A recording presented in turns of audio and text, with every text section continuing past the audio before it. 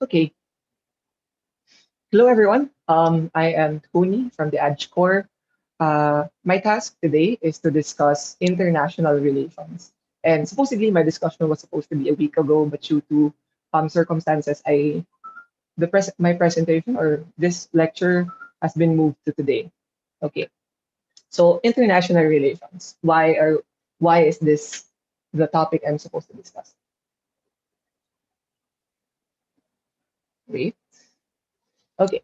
Well, according to the summary of results of the PIDC 2021 lecture sensing form, which I thoroughly appreciate from as an effort of the ORGCOM, the second most requested topic to be discussed is IR, and specific topics as mentioned by debaters talked about Israel and Palestinian conflict, US and China relations, how to impact empirical facts, evidences in IR motions, IR, still the same thing, Israel-Palestinian conflict, China, African Union, etc.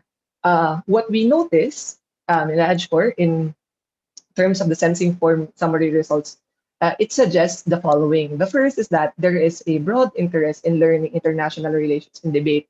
I think that's a given, supposedly, given how several instances of debating, I've experienced uh, uh, debaters who express apprehensions in debating IR topics. Sometimes when it's an IR motion, debaters would feel some kind of fear or lack of confidence in dealing with the debate. The second thing that we notice is there is a specific interest on issue-based topics where IR approaches can be applied.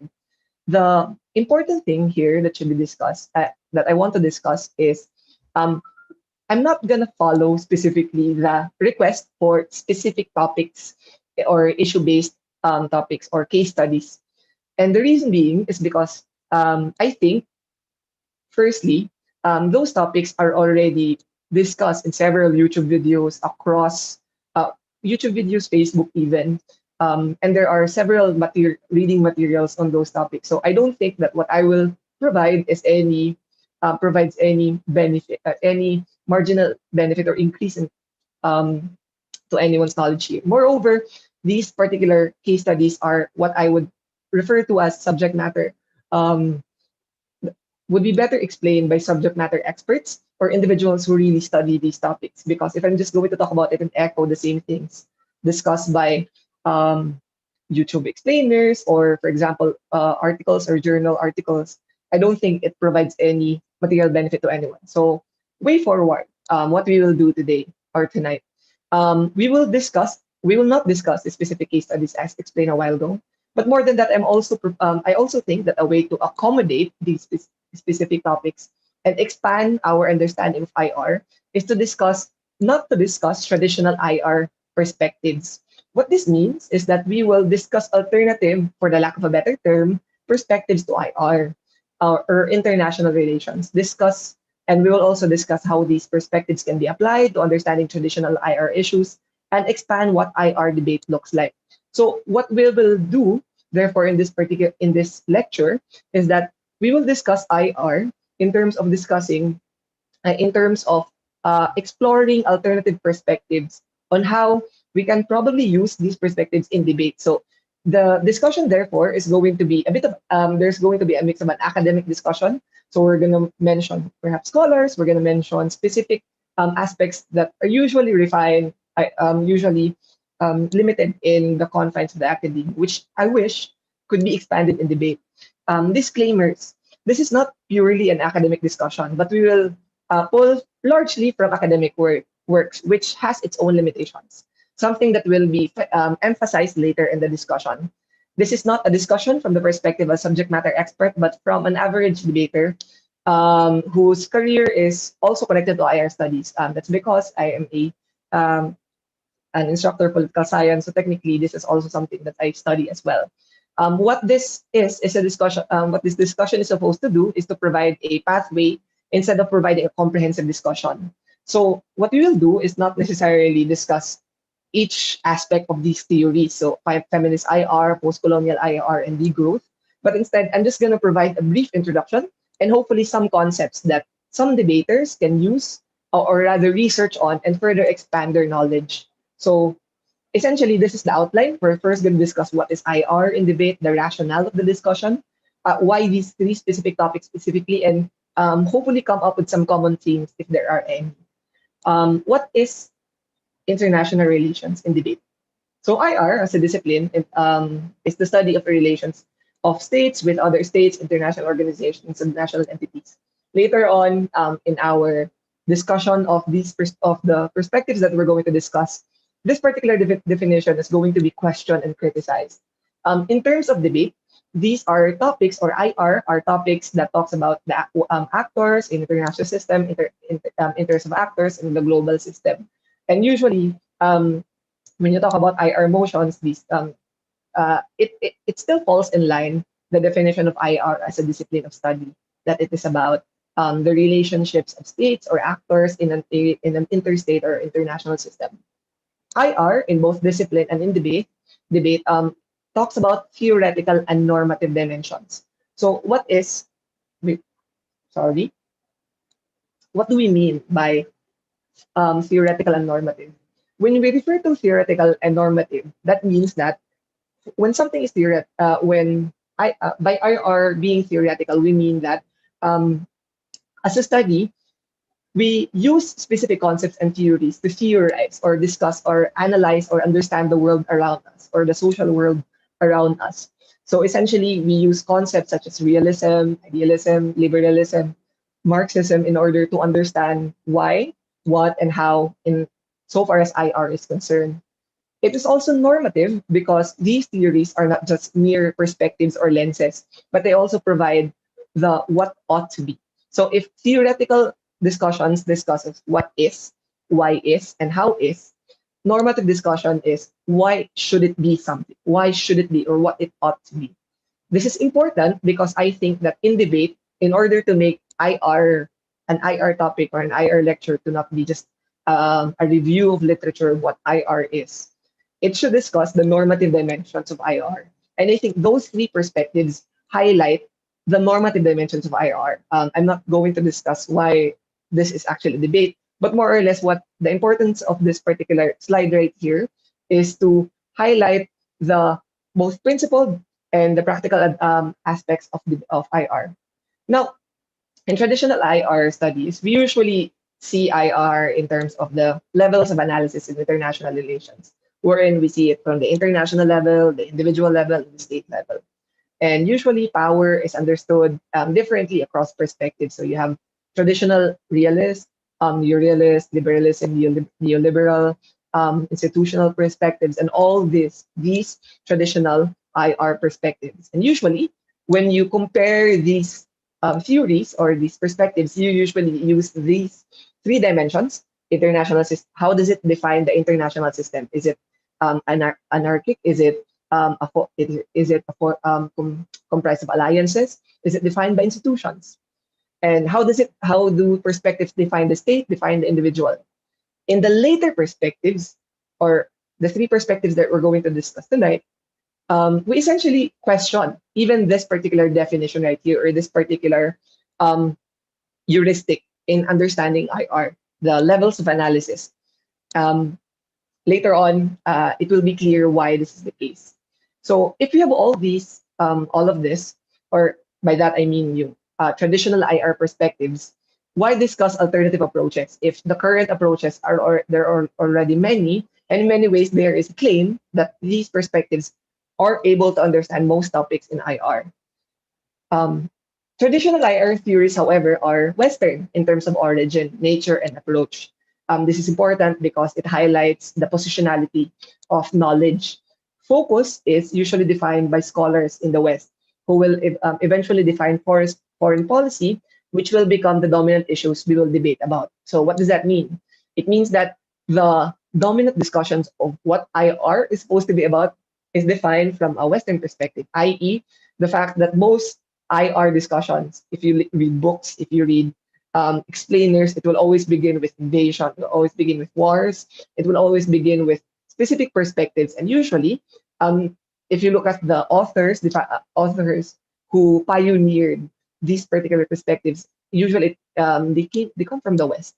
And later on, we will, especially in post-colonial theory and feminist theory, we will be able to discuss why this is actually problematic, or at least something worthwhile to look into. IR motions usually require debaters to define interests, likelihoods. So dito, here, the concept of theory comes up, wherein we use theoretical perspectives, such as, for example, self-help, wherein or defense realism, or defining states as security maximizers in order to advance a certain argument, a certain case, a certain perspective. And usually, we construct a case where the goal is to usually save lives. This is something I pulled from one international relations discussion available on YouTube. So usually, the debates usually talk about saving lives, which I think is still is a novel goal. It highlights the normative dimension of IR. The perspectives that we're going to discuss are sometimes better able in terms of achieving these requirements, meaning to say they're better able to argue interests and likelihoods. They're also better able to understand what is our normative goal and how do we achieve that. They're able to broaden your horizon in terms of how to attack an IR motion. And although I think extension is most useful in BP debates, I think there's still value in it in Asians.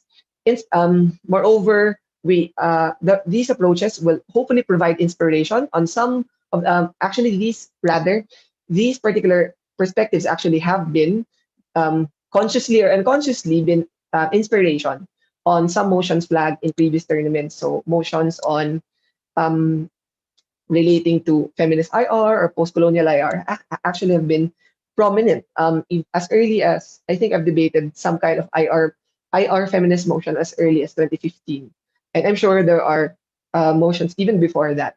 Oftentimes, more these perspectives are more useful in understanding non-Western case studies. So the Palestinian-Israel conflict may be interesting, can be perhaps highlighted better in this discussion, or even the China debate.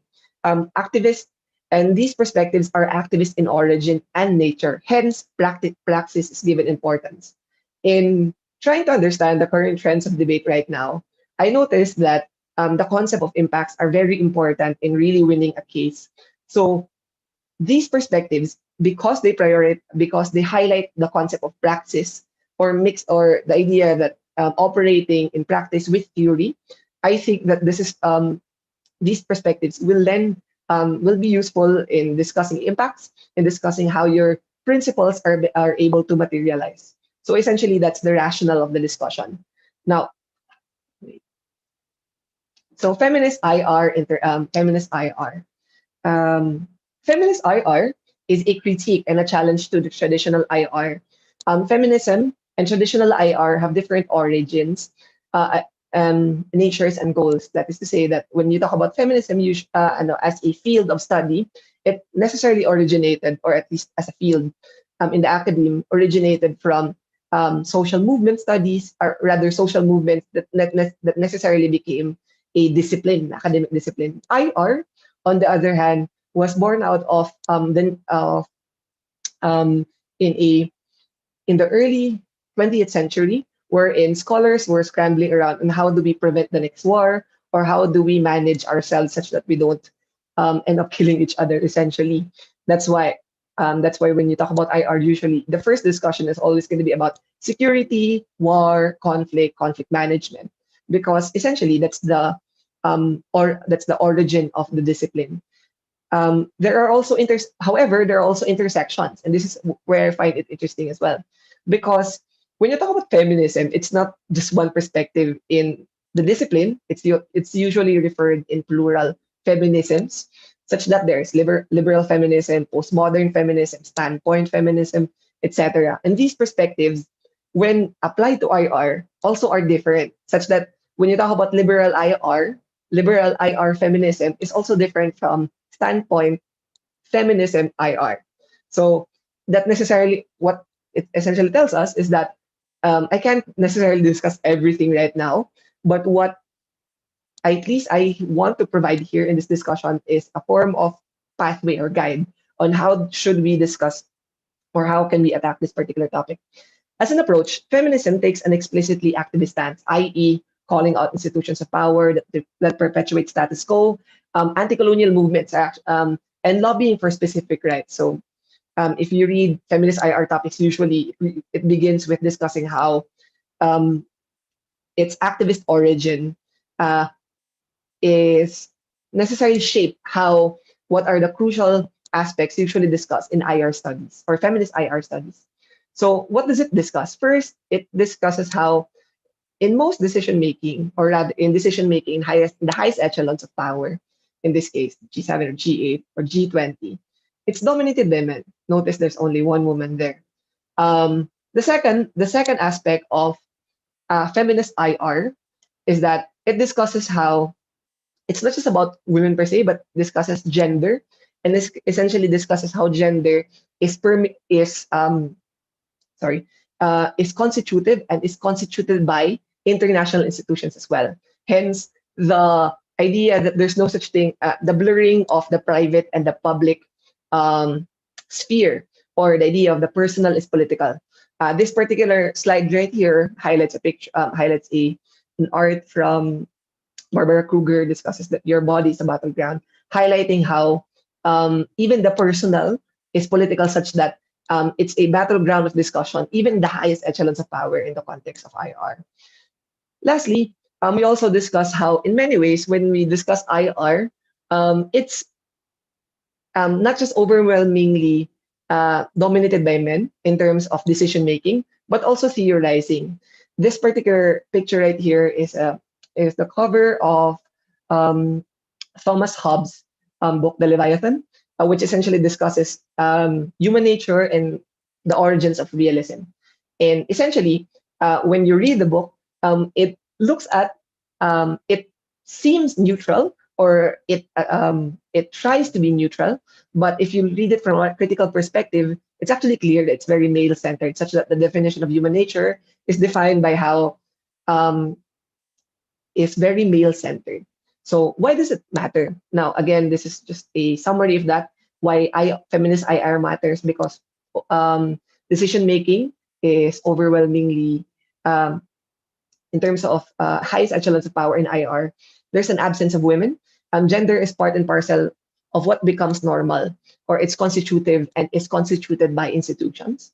Mainstream IR is inadequate to the task itself. Usually, when you talk about security, prevention of war, which is again the origins of why IR became IR as a study, the broadly speaking, there's a criticism that the field has failed, or at least traditional perspectives. For example, in 1990s, post Cold War, uh, this was also the height wherein feminist IR, post-colonial IR became very not necessarily mainstream, but necessarily became important in the academe, is because traditional perspectives such as realism, liberalism, and other traditional perspectives did not predict the end of the Cold War. Because if you use their perspectives, they would either predict it as a change. There's no change, that the system will remain because it's stable, or for example, institutions will thrive. So the feminist critique of IR is that the current the way we understand IR right now is that it has a focus on an interstate system, and this is the first. This is why I highlighted a while ago why the definition of IR as a discipline is actually even being questioned, such that when the focus of IR is on interstate relationships, which dilutes the role of gender and women and even queer bodies in how decisions are made.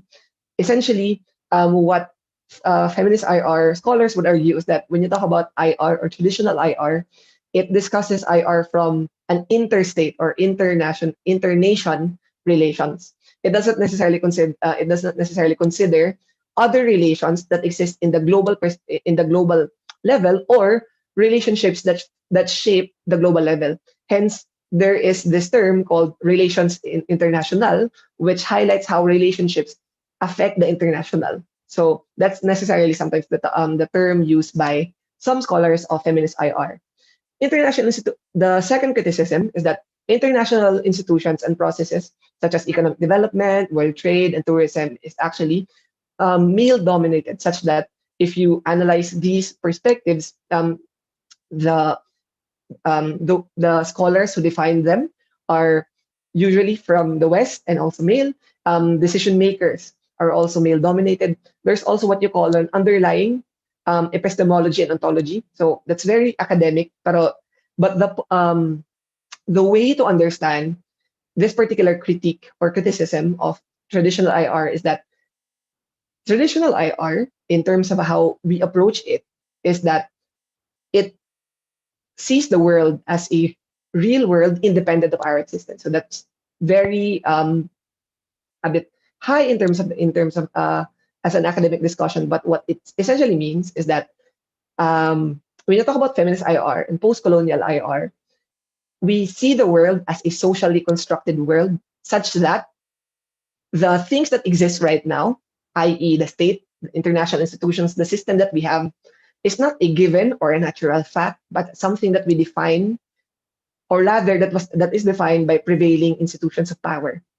So what does that mean? It simply means that the current institutions that we have right now is not something that came up because out of necessity or because it's supposed to be like that, i.e., the state or the international system, but rather it's historically defined by colonialism, by patriarchy, and class relations. IR as a site of knowledge and power. So the last criticism, and I think this is more useful in the academe, is that it claims that in understanding IR, we should not see it as a gender neutral perspective. So when you use realism, when you use liberalism as a perspective in debate arguments, it's not that it's. I think it's incorrect to see it as a gender neutral argument, because what feminist IR would criticize in traditional IR is that there's a claim of neutrality, but in reality there isn't. For example, when we discuss human nature, or use models such as prisoner's dilemma, the stag hunt, to describe how states operate, the perspectives usually, um, or the imagination are males. Essentially, for example, the stag hunt is about hunters or male hunters. So there's a criticism. What about the female? What about their wives? What are they doing while the stag hunt is ongoing? That's essentially the what the fourth criticism is about. IR is a site of knowledge and power, meaning to say we need to question who creates the knowledge, not just what the knowledge is. Okay. So how feminist IR is conceptualized. So that's essentially the theoretical dimension of it. Feminist questions IR. There are two ways to look at it. One is that feminist questions to IR. So questions on gender, sexuality, bodies, travel, difference, identity, voice, subjectivity, and or patriarchy is subjected to IR, such that we look into these perspectives using an IR perspective. The alternative is to look at IR questions such as war, security, development, using a feminist perspective. Um, Essentially, it's just flipping the first way of trying to use feminist IR in understanding international relations issue. Now, I guess the biggest question here is mostly about for the viewers, how does it how is this academic knowledge important in debate, right? Because these discussions are usually about criticisms of of how IR is usually studied. The important thing that I think should be flagged on why this is important in debate is that usually when we discuss IR motions or we tackle IR motions, when we see it flashed in front of us, the immediate reaction is to look at it from the perspective of the interest of the state, what human nature is. And the argument of feminist IR is that the way we understand human nature might not necessarily be what it's supposed to be, but necessarily how it has been defined.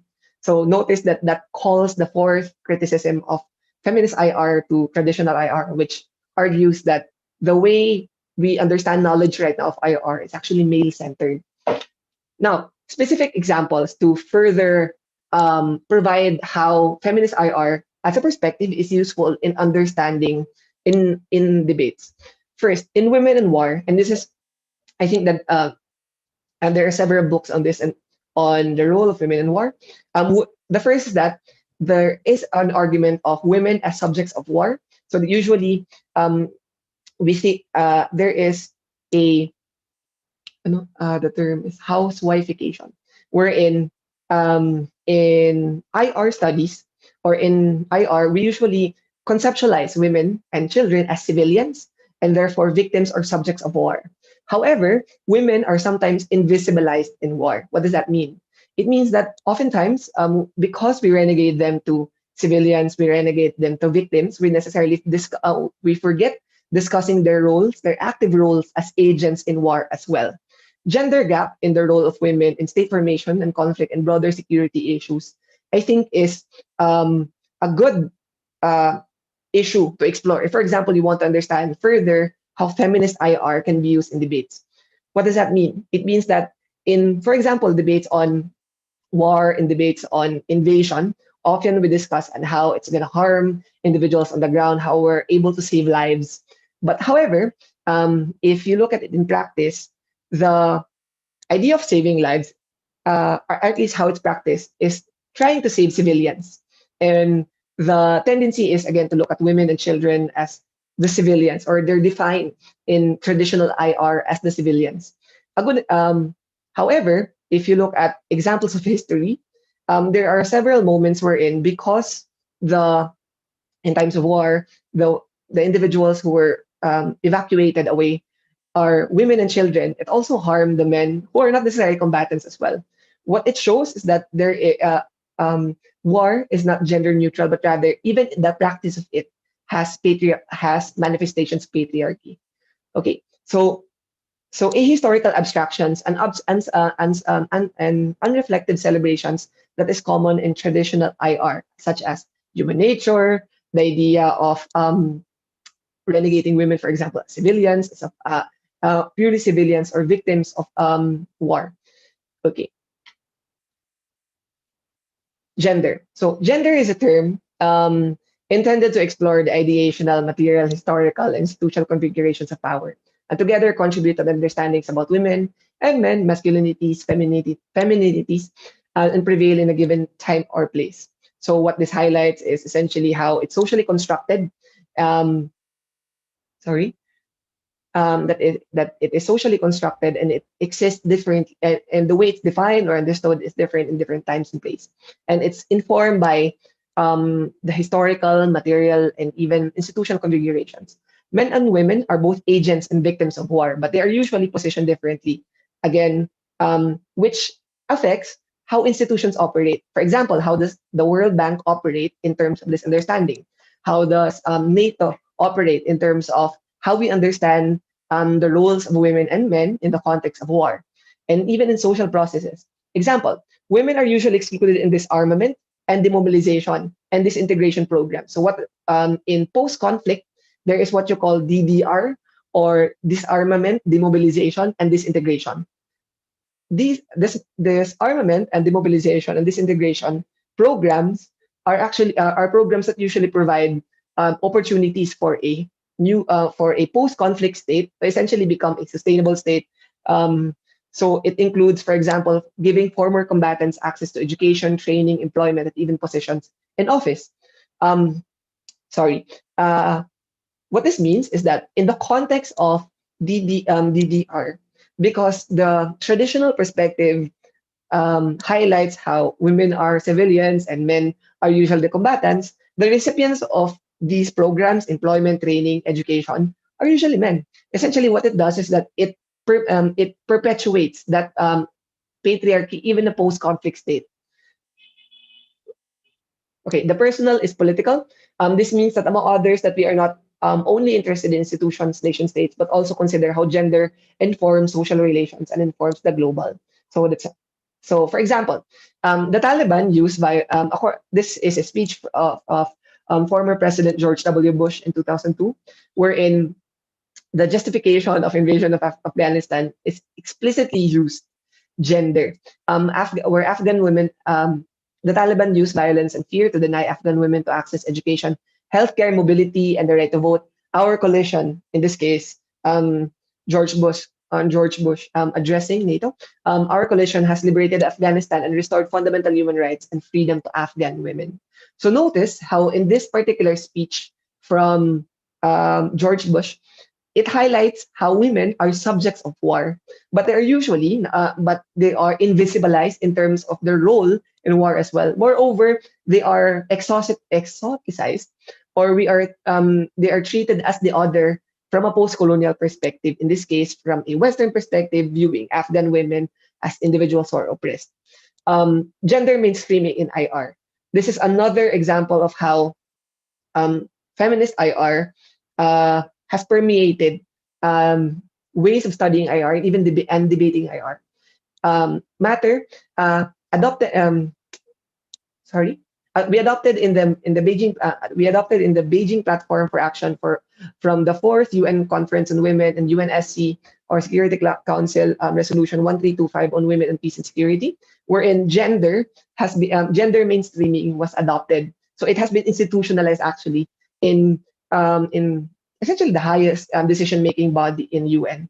In this particular uh, institutionalization, gender is underpinned by the following assumptions. One, it is a social construct. Two, it is shaped by cultural and class, religious, and ethnic differences. And three, there are power differentials between women and men, but it is fluid such that it can be changed.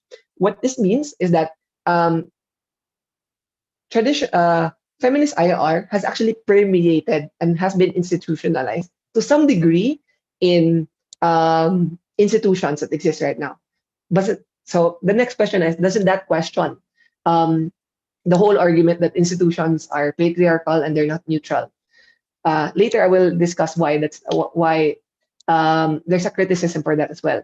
So in the real world, issues where gender mainstreaming is applied, one specific issue is that women, peace, and security, and this is for me like one of the most developed field in both policy and and in the academe on the intersections of feminist IR, of feminism and international relations. So during conflict, women are seen both as victims and agents. So there's also a consideration of post-conflict, again highlighting their role in the DDR, in DDR, for example. So women in development, there's it's more or less straightforward. It talks about gender equality, increasing economic efficiency, productivity, two goals that the World Bank seeks to achieve. Increased efficiency is a common argument used by international actors when discussing gender and regularly about feminist activists in an international organization. Sorry, there's supposed to be the word organizations there. Okay, what's the importance of this particular slide? It provides you a real world example, or rather, how um, gender mainstreaming happens in the international level. So that happens usually. These are just examples, and to clarify, there are other aspects of decision making or issue areas in the international level wherein gender mainstreaming is seen as an important value, such as climate change, health, um, environment, and other aspects. So critical consideration. So this goes back on how even in the instances wherein there is mainstreaming of gender perspectives in international institutions, it should still be questioned or still be subjected to a critical lens. Note that when I say criticize, this doesn't mean to necessarily destroy or essentially call it out, but essentially what it means is to critically examine the assumptions of a specific concept. So in this case, there are important consequences to consider when gender is considered as a problem-solving tool. In this case, as a or in this case, referring to gender mainstreaming. When international actors become effective in this, for example, international actors are able to demonstrate how they're able to mainstream gender in their initiatives. It often considers topic beyond that and question. So what it provides is what you call a boundary, whether institutions are practicing imperial practices in aid giving, peace operations, and humanitarian interventions. What does that mean? Is that usually, and the criticism of some feminist IR scholars of gender mainstreaming, or at least how it's practiced, is that it usually acts as a boundary on the extent to which we consider gender as an important aspect in international relations or international studies or international affairs. So it's usually treated as a checkbox. So, for example, if there's a project, um, and there's a project or initiative, if it's sufficiently able to demonstrate that it has mainstream gender insofar as the indicators are concerned, then it's considered it's good that it's already compliant to what the World Bank, what the UN is supposed to do insofar as advancing gender. However, the argument is that what it does is that it provides a smoke screen, or rather it becomes a boundary, and anything beyond that is something we don't question. Whether or not practices such as aid giving, peace operations, and humanitarian interventions may have imperial manifestations and may have patriarchal dimensions. In debate, this means that simply positioning your case as mainstreaming gender will have to consider the extent to which you think transformation can be achieved. Because remember, because feminist IR is a normative and an activist perspective, it necessarily seeks not just um, uh, reform or basic changes. It advances transformation or advances how we should fundamentally transform how we view the world. So gender depends in part on real material lived conditions on women and men particular and men particular times and places, which includes is not limited to conditions of race, class, sexuality, ethnicity, and religion. What this particular slide highlights here is what we call intersectionality. Um, Important dimensions and concepts. So there's one in feminist IR.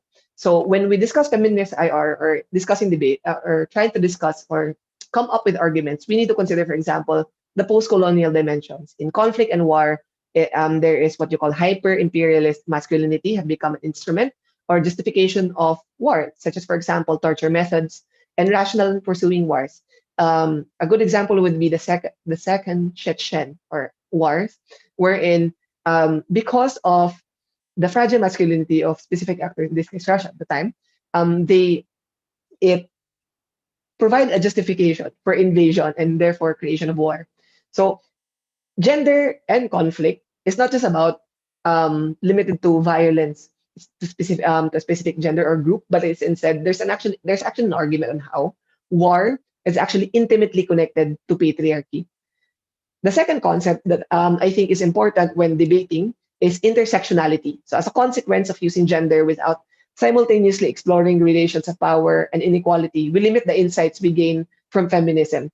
So, intersectionality essentially highlights how um, there are different dimensions of oppression that necessarily affects um, and informs the realities that individuals experience.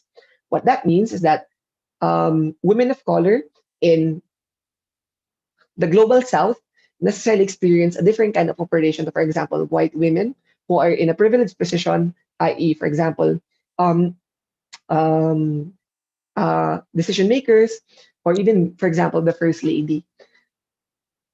The next two concepts that I think is important in using feminist IR perspectives in debate is to consider hypervisibility.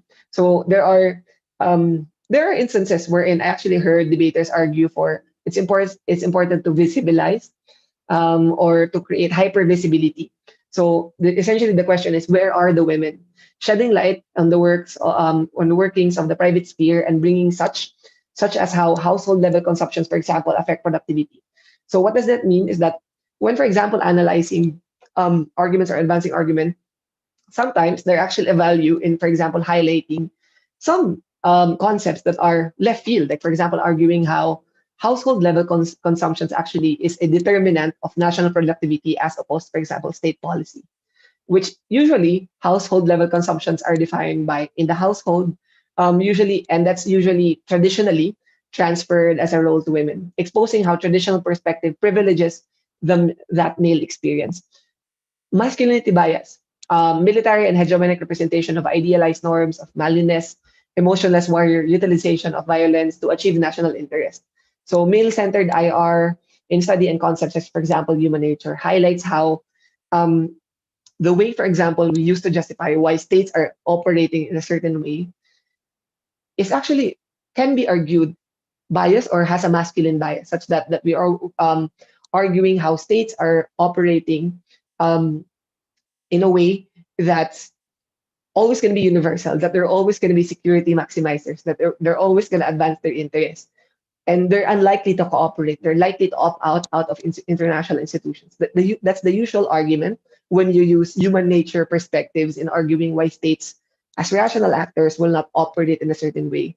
Using feminist IR, therefore, or if, for example, you are equipped with the tools from feminist IR perspectives, you can counter arguments of rationality, of human nature, of traditional ways of arguing for state interest by arguing that this particular perspective, for example, is not necessarily the case always, because if you look at, for example, progressive nations led by women, such as, for example, New Zealand, they highlight the role of cooperation, and they're able to advance welfare without necessarily promoting security as the maximum goal of their state. So issue areas to consider. So again, the discussion a while ago is just about pathways, the topics you can, I hope people here or viewers or debaters will consider in studying IR. So women, peace and security, women and development, decision making, global labor migration. So there's an argument on how there's an asymmetry in terms of gender roles, international political economic structures, global commons, and climate change. So there is, for example, what you call um, ecofeminism. So in sorry, um, the sample motions, for example, to consider is, or sample topics rather, is that, for example, the invasion in the interest of women's rights, women in echelons of power in the peace and security sector, gendered states and polities, and then the role of first ladies, for example. These are just examples to consider. What I think is important in this particular discussion in the feminist IR and debate is not necessarily provide you with specific tactics and tools to debate per se, or provide, but instead, what I think this should provide is a pathway or concepts, for example, that you can study to further study and therefore apply it in debate. Um, Sources to consider, I think feminist IR journals should be considered. Podcasts all over the internet led by reputable scholars and activists are actually useful as well. And this is important, indigenous knowledge. One aspect of feminist IR and even post-colonial IR criticizes how, in many ways, we think of knowledge limited only, for example, in um, journal articles or within the academe, as if it's gender neutral as well instead. And concepts such as indigenous knowledge, traditional knowledge is treated as secondary knowledge, or it's treated as primitive knowledge, which again, the argument is that particular perspective is gendered as opposed to neutral. Okay. Post-colonial IR. So this is the second perspective. Um, So what is the post-colonial IR? It is the history after the beginnings of colonialism, essentially. So you can perhaps discuss it 1492, or in the case of the Philippines, 1521, wherein colonization essentially happened. It takes an explicitly activist stance on how traditional IR in Western-centric, assume social constructs or as social facts instead of a product of history in socio-economic structures. For example, it argues that the state, the international system, is not something that's natural, but rather a product of colonization, and in many ways a tool for neocolonialism. This approach rejects essentialism. So the idea that concepts such as the national and ethnic identities as treated as primordial, natural, and fixed is actually questioned. The notion that when you talk about ethnic identities, these are fixed, that national identities are fixed, and they are defined in a specific way. Features. The first is that when you talk about post-colonial IR, it questions binaries. So when you usually the lexicon of IR is we talk about east-west divide, we talk about the north-south divide. There's also first world, second world, third world argument. The post-col IR questions this by arguing that this particular these categories are binaries defined by specific groups in order to advance their interest, consciously or unconsciously. For example, the East-West divide necessarily puts the East as if it's a um, primitive, that it's effeminate, that it's weak, that it's primordial. The North-South divide, for example, defines the South as something that that needs help, that needs aid, etc. This is questioned because it necessarily this particular perspective is not just shapes policy in the international level, but also is shaped by scholars usually who are white male. Orientalism. Um, Another feature of post-call IR, and this is heavily connected, is that there's the discourse on race and culture and ethnicity. There's a tendency of what you call othering, wherein there is, and this is popularized by the way by Said, na scholars and policymakers and people in the West exoticize what people in the East or what nations in the East are. And that necessarily informs policy, that informs how they see us. So later on, and I have better practical explanations here on how that applies in debate, that Orientalism necessarily affects policy and therefore can be useful, sometimes in debate as well. So, moreover, instead of anarchy, it argues that the world is defined by hierarchy. So for them, the world is not just about the world is not composed of states who are pursuing self-help or just or advancing their own interests, but instead it is there is a hierarchy that exists that is informed by culture, race, class, and even gender.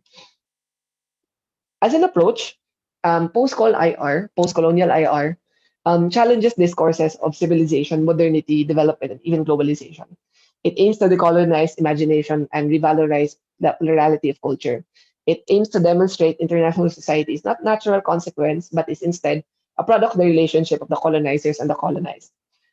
What this simply means is that the current experience that we have right now, the international system that exists, the institutions that exist, are products of colonization. Does this mean that anti-colonial movements are, or anti-colonial, for example, parties, political parties formed from anti-colonial movements is credited and it's treated as important or significant in post-col IR? It's significant, but it's not. But it's not always considered as something that's good, because in many ways the argument is that um, these anti-colonial movements, for example, or parties, have become themselves colonial. So what this means is that they're only perpetuating the same system because they're still gonna assume the same structure. In this case, the state. In this case, participating in structures created in by virtue of colonialism. Operationally, what does this mean? Again, very heavy theory. What does it mean operationally speaking? It essentially argues that the international system and how we define it is Western in origin. This approach helps us understand why states fail. Because usually when we argue that that a state failed, the metrics that we use are the metrics that is defined by the West. For example, the definition of a state is um, people, territory, sovereignty, government. Yeah. Um, yeah. Essentially, those standards are defined by the West themselves. And therefore, when you talk about failed state, necessarily states who for them is not natural, it's not something that they come up with, are likely to fail. And for you to not fail, you have to assimilate and be part of that and actually participate in their system such that it only perpetuates, for example, neocolonialism. Post-colonial theory sees global capitalism as a product of colonial histories, and the state is a byproduct of a colonial history. So notions like nationalism, boundaries, which has become a central issue in several debates, should be examined from a post-colonial, can be examined, sorry, not should, but can be examined from a post-colonial perspective. So that's one way to operationalize post-col IR. Subjects in IR, specifically states, are neither homogeneous nor neutral. So useful in explaining, for example, why institutions like ASEAN or the Shanghai Cooperation or the BRI operates differently. Like, for example, in debates wherein we are tasked to regret the ASEAN or regret, for example, the decision-making structure of the ASEAN or Shanghai Cooperation. Usually, we use standards like, it's not like the EU. The EU is more defined. It has a legalistic perspective. They have their decision-making is more or less binding. But isn't that unfair when you use, for example, these particular standards as a means to question them, not necessarily on the goals, for example, of these institutions, i.e., the role of ASEAN, not necessarily providing defining binding rules, but instead becoming a platform of discussion for perennial regional issues. So obviously, this is not me saying that that debate is dead. Instead, what I'm saying is, uh, in arguing, for example, perspectives that would require you to defend, for example, specific institutions that you are may not be comfortable because they are not the bastions of liberal perspectives or liberal thinking. Sometimes post-call IR is actually a useful way of arguing. Important. The nuclear proliferation, poverty, and conflict should be understood not as a function of anarchy, according to post-call IR, but is instead a function of how power manifests in the intersection of class, gender, and race. So let's use the case of the NPT or Nuclear Proliferation Treaty. notice how the states allowed to have nuclear power are essentially states from in the global north or western states. But states, for example, in the global south, or in this case, the east, or are seen as states that are unpredictable, that are um, states that who should not have nuclear power because they can threaten the entire world. Now, this is not an argument that North Korea should be given nuclear weapons. Instead, if you look at the track record, for example, of states that have nuclear weapons right now, they're not necessarily the best of states out there. U.S., for example, has a strong and well-recorded history of bombing nations and states, um, participating and even perpetuating populist leaders in, for example, South America and even in before in Vietnam. So sample topics to consider. So colonial history versus anti-colonial movement. So I think there was a world's debate, 2016 semifinals that I think can be used here. If you want to further understand that, there's also regionalism versus globalization. So I've encountered a debate about how we prefer regional systems or cooperations that are regionalized as opposed to a globalized system. International institutions, multiculturalism, the concept of a world government, and anything about China actually, post-call theory, I think is useful. The last perspective that I'm going to discuss is degrowth in international relations. So this perspective um, is essentially, again, a form of questioning. It's a criticism. In this case, civilization's obsession with growth, such as growth-based development, the evolutionary concept of development, tying growth of a nation to its international standings. For example, we think of GDP as a basis for the position of a state in the international system. Hence, pursuing higher GDP is not just a goal for economic development, but also a national interest, individual and mass consumption as well. So the deliberate and so degrowth is essentially the deliberate and planned downscaling of production and consumption, such that the increases in human well-being and there is an increase in human well-being and enhancement of ecological conditions and equity in the planet. So essentially, what it is a deliberate strategy of abandoning growth, but it's a planned strategy, of course. In IR, and most specifically IPE or International Political Economy, degrowth is a radical reimagination of our relationship with the global productive capacity, financial institutions, and the environment. So this necessarily originated actually in France, and the term was décroissance, which translated in degrowth. And what I would say is that I think that this is the origin of the debate on whether capitalism and environmental protection is compatible.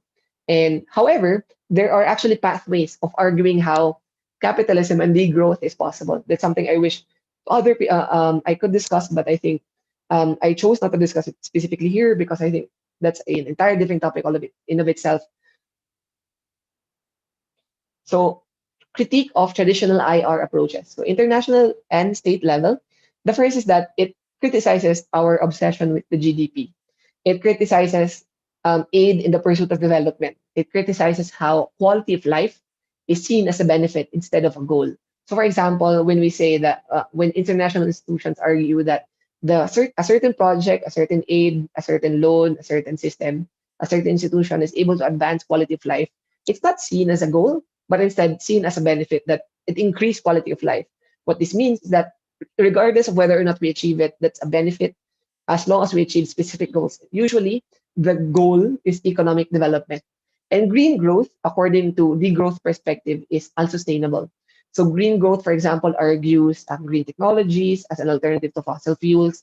The idea that there's a low carbon development pathway is criticized in the growth perspective. So at an individual level, it criticizes consumerism, or rather, it provides another criticism of consumerism. It also criticizes a human-centered view of the environment and the economy.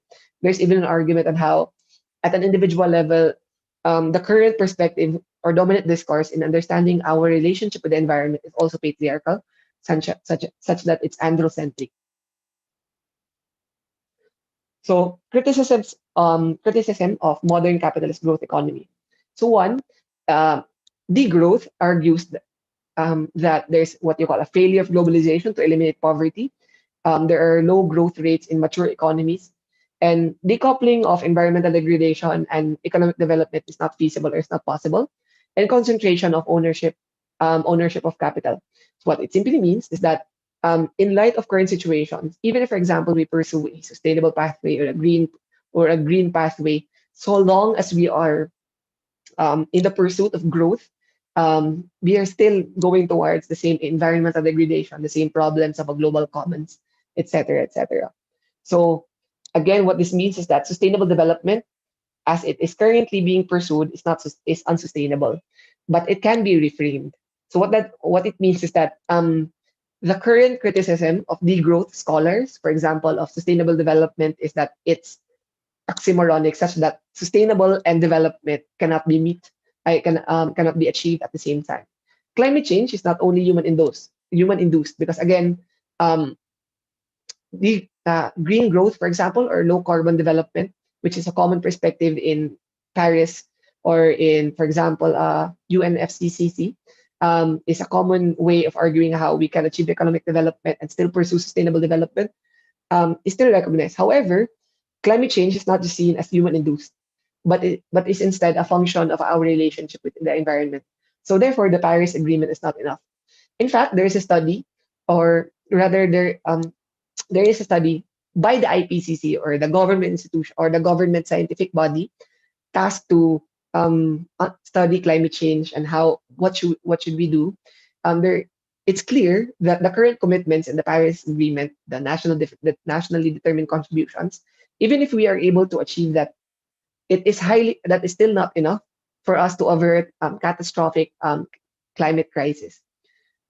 The third manifestation of this is that environmental degradation is incompatible with growth and conventional notions of growth. Green growth, therefore, and the same is the same as the is the same is essentially the same economy but a different fuel source. So let me operationalize that. When, for example, you shift from fossil fuels to green technology or alternative fuels, what it may do is that it's gonna the source of your technology of your energy is going to be sustainable, but the extent of consumption, that particular energy source, where the energy source will be used, will still be unsustainable, such that it will still promote inequality, such that it will still promote environmental degradation in other aspects, not only in fossil fuel, not only not only for fossil fuel. Moreover, I think that a good example, another good and clear or individual level example for that is um, the existence of eco bags, for example, as an alternative to plastic, because the argument is that because it is recyclable, it can be reused, it's more sustainable. However, using a life cycle assessment, um, there are studies that demonstrate that you need to reuse a specific eco bag 50, sometimes 100 times, depending on the study, in order for you to say that the usage of that particular bag compensates for the amount of water, energy, and other environmental damaging processes that was pursued in order to create that particular bag, for example, or even the metal straw, for you to compensate to the amount of plastic bags that could have been developed. Should you have used, for example, plastic bags instead of eco bags? What it essentially demonstrates is that sometimes there's an illusion that alternatives are better, but in reality, in practice, they're not, because, for example, again going back to eco bags, in the same study, note, projecting that you need to use them 50 to 100 times, they usually break down around the 20th time they use them, or or individuals, for example, lose them or still throw them away. So what it necessarily creates is that it only adds waste, and also in terms of the energy and water used to make that, it was also a waste. So it didn't necessarily help the environment in any meaningful way in that particular perspective. So this is the SDGs. So again, I said that it can be reframed, because what I would say is that most of these perspectives are actually in line with the growth. But number 8, decent work and economic growth, Specifically, economic growth should be eliminated according to the degrowth perspective. So isn't the current pathway, such as the low carbon pathway or green growth, enough? What about green growth, recycling, alternatives? The idea of growth promotes equality. Okay, I've already answered this in the discussion a while ago. Practical implications. So, what is it? In operationalizing degrowth, there is what you call boundaries or a planned contraction. Meaning to say, states and individuals should plan a contraction of the economy in order to promote the growth. But it also means um, trying to shift to more sustainable sources. Sustainable not necessarily just in terms of the energy use, but also consumption. So that means limiting, for example, using carbon budgets, resource limits, and temperature thresholds as basis. There's also the notion of regenerative and distributive design. See concepts like circular economy and the removal of patents. So what this means is that in order to promote degrowth, we need to create institutions and technologies that are regenerative and distributive, such that it's accessible to everyone. It doesn't promote inequality, such that directing state policies away from resilience and towards the pursuit a focus instead focus on transformation. So this is essentially about how do we move away from status quo, because resilience, as defined, is about bouncing back. It essentially means trying to maintain functional integrity and pursue the same thing in spite of the challenges that exist. The limitation of that perspective, even at its best, is that it's still the same system, but necessarily different means and tools. So your resilience, such that, for example, climate change, disaster, typhoons, will not necessarily damage you, but the prevailing social, economic realities such as poverty, gender inequality will still exist. So it's not necessarily changing or transforming anything. The goal, therefore, of state or policy should be about transformation, i.e., trying to reshape social relations in pursuing that. So that's essentially the practical implications of that. Um, Sample topics, and this is one of the most common. I think I've encountered this debate motion several times already. Abandoning GDP as a basis of development. Wealth cap, I think, is also useful, and carbon trading and carbon tax. So there are common themes for these perspectives. I'm going to end in 5 minutes. There are common themes, and in the concluding remarks, these are common. These are the common themes. One is that they are critical of modernity.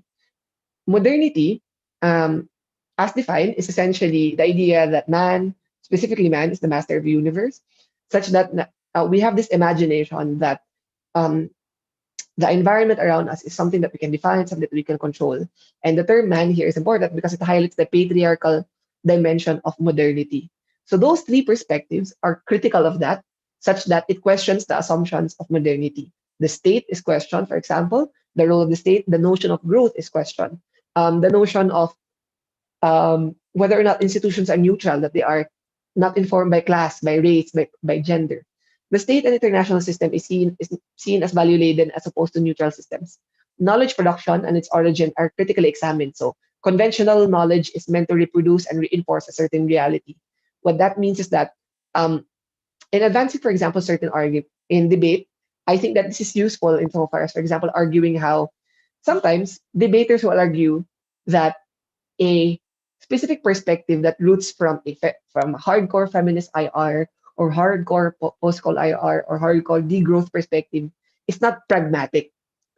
The reason why I don't like the term pragmatic mostly in debates is because I think when it's not operationalized properly, pragmat an IR debate specifically, pragmatism or what is pragmatic is defined by what is conventional, right? So it means it is essentially what is practical. And the conventional perspective are realism, liberalism. So these perspectives are just going to um, reinforce reinforce certain realities and therefore just push away other arguments that are not pragmatic. So for me, in terms of debating, this is useful because debaters are now able, for example, to demonstrate how certain what is pragmatic can be redefined. And there is a pathway towards that. So feminism IR has a pathway for that. Post-colonial IR has a pathway for that. Degrowth IR has a pathway for that. So policy goals and course of action are critically examined on who it benefits and which it perpetuates, and how do we get away from it. So we therefore examine, for example, the ICC, the UN, and other institutions that exist right now, and their policy goals, their projects, etc. And we examine them in terms of who it benefits and what it perpetuates. Does it perpetuate patriarchy? Does it perpetuate unsustainable growth? Does it perpetuate, for example, racism? So those are things that I think important in terms of trying to argue in using this particular perspective in debates. However, I don't think that this means that in IR debates in PIDC, I expect everyone to use these three perspectives or always have a critical lens. Instead, I think what is useful, again, is that um, these theories expand their perspectives of. Okay, sorry, akala ko nawala ako. The aim of this discussion is to expand your horizon and provide you with new tools in engaging IR debates and reading materials. So tactics and strategies in debate, tools, cookie cutter perspectives. I don't think there's really a specific tactic and approach I can offer. Again, because that would require like a deep dive discussion of each of these perspectives and how certain concepts are useful in specific debates. Instead, I think these approaches provide concepts, but also introduce valid criticisms and how we approach debate. So for example, in arguing that we are supposed to save lives, using a feminist IR perspective, you can argue how it's gendered when you talk about lives, and therefore it has to be critically considered. Moreover, there are also dimensions of post-colonial IR in saving lives. There's also a consideration in degrowth in saving lives. There's also bad actor and good actor debate, and usually the standard of a good actor is an actor that follows the liberal standards of what is a good actor. Again, using post-call IR, it critically examines that such that um, we are it is not against human rights per se or universal human rights, but rather it questions who defines it and what it perpetuates. So it perpetuates, for example, colonialism, it perpetuates systems. So what is my suggested activity after this? I think that viewers can, for example, look for more detailed materials such as videos or books online to further understand these concepts. Again, these what I did was just a broad stroke discussion and even exceeded the time already. Consciously use concepts from perspectives in reading matter. So this is not just about when you debate, this is a post-call perspective or post-call argument. Instead, you can, for example, use these perspectives in order to read material, such as reading articles in and using, for example, this perspective to understand them. Because for me, one of my pet peeves in debating is that sometimes when an issue becomes obviously will become a debate topic in the upcoming tournament, there is already a key points on what can be argued and what should be argued in order to argue for this particular perspective.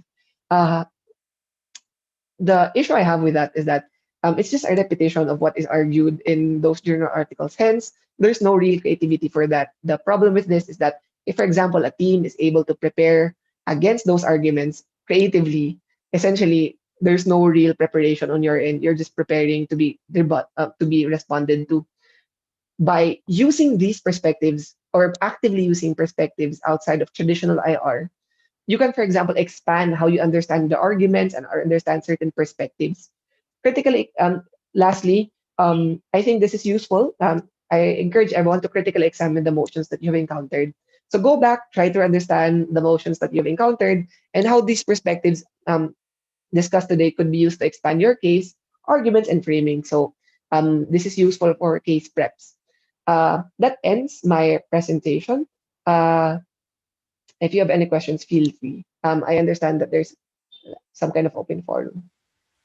Hello, thank you so much for the lecture. I personally am speaking on behalf of myself, but I'm certain that everyone else who is watching over YouTube as well as all the future viewers will also find this very engaging. Especially personally for me as a political science major, I found this to be really fun. Thank you so much again. So we do have a few questions. Um, For the individuals who are watching, you can still send in questions through bit.ly PIDC 2021 Ask Adjudication, as well as you can type it in the chat. Otherwise, we do have the first question. So the first question is from an anonymous viewer.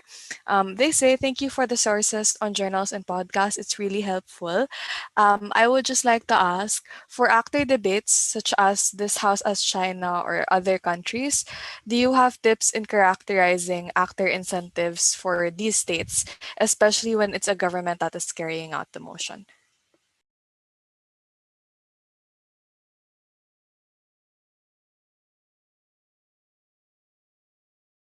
Sorry, I think you're muted. If Sorry. So the question is about tips on trying to characterize interest, right? Am I correct? yeah, yeah. Okay. So the first is that again going back, usually the immediate approach is to use um, human nature. So individuals are you as maximizers, individuals as self-interested. So for example, in argue one way I think that's novel, and I think post-colonial IR and feminist IR can be useful here, is to use, for example, these alternative perspectives in defining their interest. So that doesn't necessarily mean because they're women, they're gonna advance women's rights. Obviously, that's a logic. That's a logical leap. Instead, what I think is important here is, for example, arguing how um, their incentives are shaped historically, for example, or are shaped by their not just by their class relations or their the economic dimensions, but also shaped by their class, their gender, and other historical realities that shape them. So instead of arguing that these individuals are automatically maximizers of security, automatically going to advance their own interests, I think it's useful as well to understand their historical context. So perhaps going back to the history of these actors, a government, an individual, or an international institution can be useful, I think, using these perspectives. Great. Thank you so much. The viewer also who sent in says thank you so much as well for the answer. We have the second question, and I'll read it out as well as send it in the chat. So it reads, given the complicated historical baggage that comes with this, how do you justify and support interventions by the West in debates?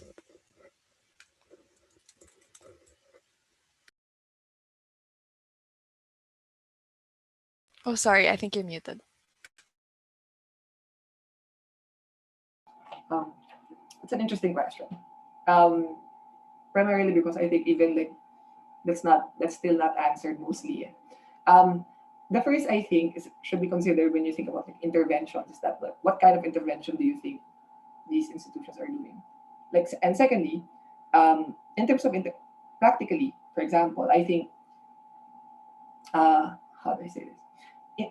When you discuss interventions, it necessarily means that you're gonna intervene or therefore gonna participate and disrupt the system that exists in there.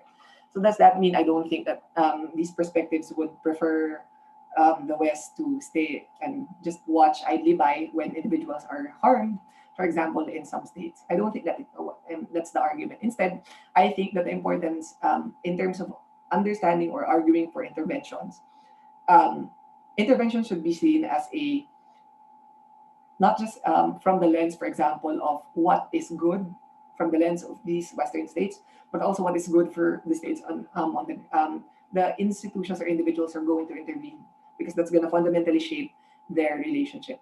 So practically, what does that mean? I think because I think the question here is more of like how does that mean? How do we operationalize interventions?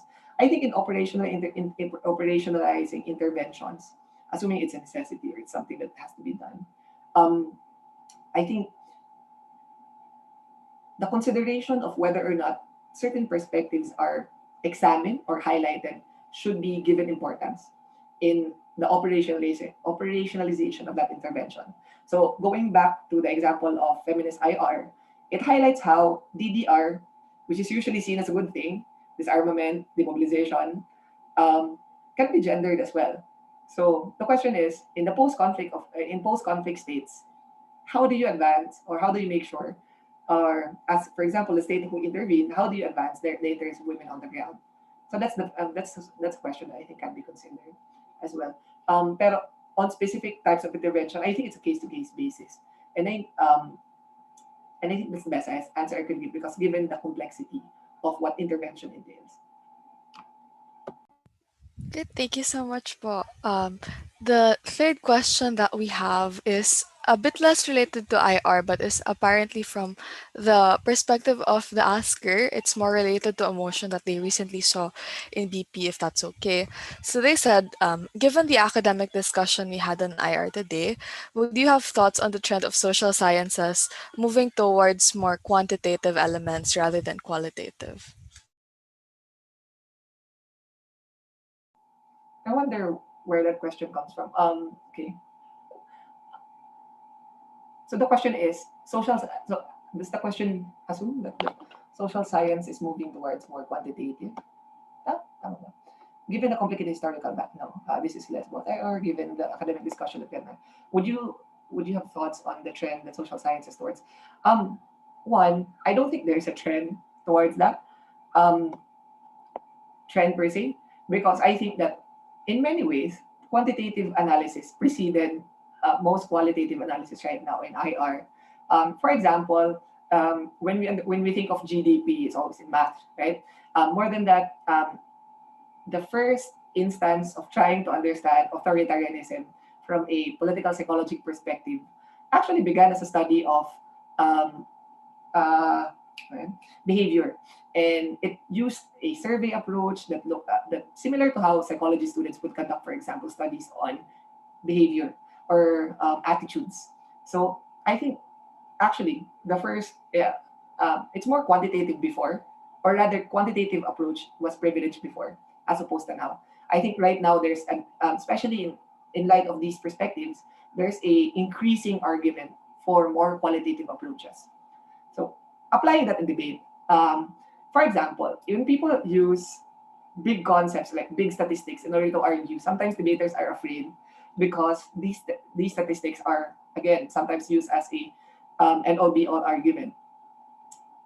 Using the example of family planning, for example, um, when you look at, for example, data, there's this argument that poverty is reinforced by lack of family planning and family planning is reinforced by poverty, and therefore the approach should be a certain way coming from the state. However, in some ethnographic studies on the experience of households in rural Manila, I'm sorry, rural Luzon, and even urban poor Manila, there's actually an accounts of how the reason why families are having children, for example, is not necessarily because they're poor per se, but or they don't have work, and therefore they're producing children. Because I think that's a classic trope. Instead, the if you look at or analyze their relationships in a household, it's clear, or rather, it was shown by some scholars that the reason why these poor households have more children is because they need to specialize because they don't have the economic resources to, for example, take care of their children, to make sure that someone is able to earn money. So having children is essentially a form of increasing your human resource in a given household or unit, especially because the state has since abandoned families that have many children, right? So essentially, it's not necessarily because of poverty, but it's because of state failure. So there's that argument actually, but because of the obsession with like quantitative perspectives or analysis, sometimes that argument, for example, is lost in perspective. Um, so that's my response to that question and applying it on debate as well. Yeah, that's great. Thank you so much. I think this was possibly inspired by emotion from the askers has from Asian British Parliamentary, and they apologize. They do think they nabaliktad nila yung quantitative and qualitative. So thank you so much. I do think we are at the last question. So the last question is, I'll just read out a short message from them. Thank you so much, Po, for the lecture, because these frameworks will definitely help a lot for prepping, especially from someone who is not great at IR. I wanted to ask, Po, if you have specific sources for daily matter loading where we can apply these frameworks for current events. Sources. Usually I just listen to like podcast. I mean, recently I've been listening to Women in International Relations, available on like Spotify. So I'm not plugging anyone right here. Another is journals, I think, are useful as well. There are also books available online. I can send Orcom some of the links, the materials I use in this particular presentation, and hopefully that can be linked somewhere as well. Is that okay? Yeah, definitely. We can add it in the caption for the YouTube Sure. video. Amazing. Thank you so much for thank you for the time, and thank you of course for the very amazing lecture. For everyone watching, so this has been the Core series for all the lectures for PIDC. We hope to see you this July 30th onwards until the August 8th. So we're really excited to host everyone for the largest PIDC. Stay tuned for that. All the best, everyone.